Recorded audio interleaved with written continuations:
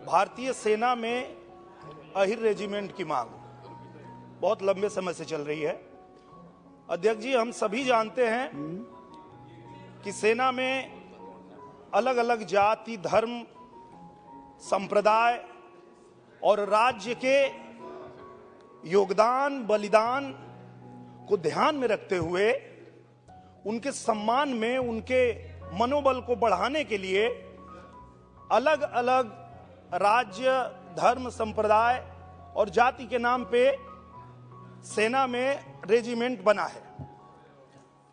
ये अहिर रेजिमेंट की मांग बिल्कुल जायज है और मैं सरकार से ये निवेदन करता हूं कि भोजपुरी इंडस्ट्री के काफी उम्दा कलाकार दिनेश लाल यादव आखिर अपना यादव होने का फर्ज पूरी तरह से निभा रहे हैं। आपको याद होगा कि 1962 में जब चाइना से युद्ध हुआ था तो 124 वीर अहिरों ने पूरे 3000 चीनी सैनिकों को मारकर गिराया था और उनके सम्मान में सरकार ने अभी तक रेजिमेंट का गठन नहीं किया है। उसी पर दिनेश लाल यादव ने ये आवाज उठाई है कि अहिरों के सम्मान में जल्द से जल्द अहिर रेजिमेंट का गठन किया जाए। वैसे दोस्तों, इस पर आपकी क्या राय है, हमको कॉमेंट करके जरूर बताइएगा।